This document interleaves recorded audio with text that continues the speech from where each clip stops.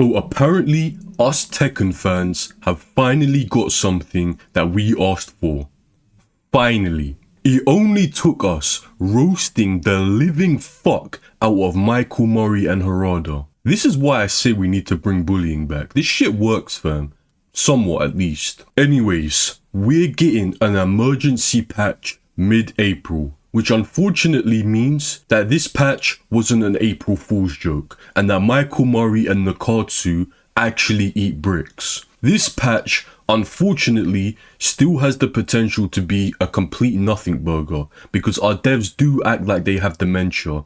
It would be incredibly disappointing if this patch was literally just to fix Jack 8 and Paul. That would be completely diabolical. I don't know if this is cope, but I just can't see them not changing anything else in this patch. This patch has literally united a fractured player base. We have practically all come together to cook this dev team, bro. It could almost bring a tear to my eye. Every time I go on Twitter, someone is getting cooked, bro, and rightfully so. This wet wipe, Michael Murray, really saw all the hate comments and cherry-picked the one guy saying something positive to respond to. The guy who we all later found out hadn't played the game since January. Bro, I hate these kind of people. I don't know if toxic positivity is the right word here, but like dudes that always act like they're trying to be positive all the time when it's so obviously fake, fam. Michael Murray is one of the most important people to the Tekken company, or whatever you want to call them. He knows exactly who this game's core fanbase is and knows that they would have all hated this patch. He didn't even need to know the core fanbase because we have literally been saying we hate Tekken 8 for about 14 months. You cannot drop a patch like this, which you knew would tank, and then throw your hands up in the air. Fam, I hate that shit with a passion. But I'm actually not trying to roast the devs too much in this video. I have done too much of that over the last couple of days, and I can only say so much about people who literally don't have a single thought running through their heads. Oh wait, guys, an English version of the post just dropped. Okay, so these devs are actually bitchless. The emergency patch is literally just for Jack and Paul. Also, I just thought about this. How is this an emergency patch if it's dropping mid-April? Where is the emergency? Bro, imagine if one of these Tekken devs decide one day that they want to change career paths because they realize just how butt they are at their job and they decide to become an ambulance driver. Imagine having a heart attack and waiting 2 weeks for an ambulance. These guys are so incompetent, it's not even funny. After the emergency patch is released, we will continue to carefully collect and evaluate feedback from the community and address issues as needed. These guys have to be trolling, bro. I'm telling you, whoever made this post should be a politician, fam. We will continue to carefully collect and evaluate feedback from the community. Guys, call me crazy, but this sounds like they're suggesting that they actually listen to our criticisms of the game. Which is like obviously a blatant lie, right? They couldn't be this slow, surely. They couldn't be this slow, surely. I'm telling you, bro, Michael Murray's thought process causes time dilation or something. Bro's mind is still in the 80s when he was an infant going outside and eating mud and worms and shit. We've been cooking this game for a year plus. And these guys release the opposite of what we asked for and then have the audacity to say that they listen to us. They're trolling us, bro. They're trolling. They're trolling, fam. They're trolling.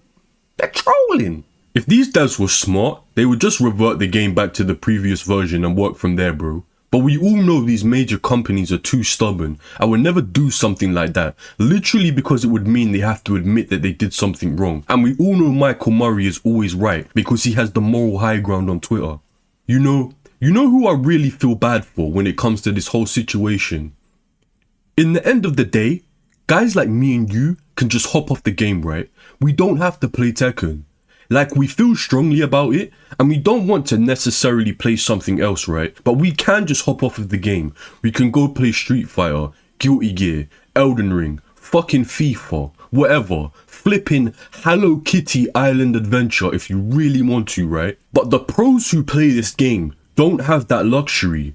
The pros will constantly be playing this game, trying to get better so that they can win at tournaments. Where we have like 500 hours on this game, right? These guys probably have like 2,000 plus. They live, breathe, and shit this game. And they have to, just because of the sheer complexity of a Tekken game, right? Or what used to be a Tekken game. When you top cut in a tournament, you obviously get prize money. But a lot of times, unless you're finishing like top 4, this money will literally just cover your travel costs. So you need like a sponsor to be a legit pro Tekken player, right? But you don't get sponsors without being a notable player. And you don't become a notable player without high placements in tournaments. How can you get consistent tops in tournaments when this game is so focused on guessing? How can you consistently top tournaments when your game revolves around guessing correctly? The answer is you cannot. Imagine your career essentially being put into jeopardy because what was previously a career based on your skill level as a player is now based on your ability to guess. At that point, you might as well learn how to count cards and go gamble. Like, you literally have more control of your own fate learning to count cards, going into a casino and gambling. People like me, people like Anakin, people like JDCR, players who owned this practically perfect defensive playstyle, they mastered it. These guys can't play the game at a peak level anymore because monkey brain 50-50s is the only counter to perfect defense. I remember back in Tekken 7, Nee used this logic when he was talking about Arslan Ash. He was like, he feels like he has to use Kazuya's Vortex to beat Arslan because his defense is just too strong. He's just built like that, right? Bro, the foreshadowing here was insane. But anyways, these guys won't necessarily like lose their careers because they're already established pros. But imagine getting called washed because the devs actually decided to actively remove skill from the game. I guarantee you right now, if we went back to Tekken 7 right now, Anakin and Nee would suddenly be nuke level threats in every single tournament. Of course you can say shit like pros need to adapt, it's their job. And you would be right in saying that. But it really does take a specific type of player to really adjust from Tekken 7 to Tekken 8. Like Arslan Ash. He's just built different, right guys? Arslan Ash is good at multiple fighting games. He's not only a Tekken player, which is probably why he still found success in Tekken 8, because it is literally just a different game. It's not Tekken anymore. A dude like Ulsan, who was already established in Tekken 7, always had like a pretty offensive playstyle, even for Tekken 7. So he just seamlessly adjusted to Tekken 8 and actually flourished because of it, right? When we think about the best Tekken 8 players right now, it's Arslan Ash and Ulsan, right? Obviously there's like Artif and Rangchu, but realistically it's one of those two, at least to me. It takes a very specific player to make this adjustment, and I don't even really think it's a skill issue, it's a mental thing. But whatever, I kind of went on a tangent there. If I'm going to be completely transparent, I'm not gonna lie and say that I'm not gonna play this game, but that is because I have a very self-destructive issue within myself, where the harder something is to accomplish, the more I feel like doing it. And I do want to get a high rank in this game, because when the game came out, I said I wanted a high rank.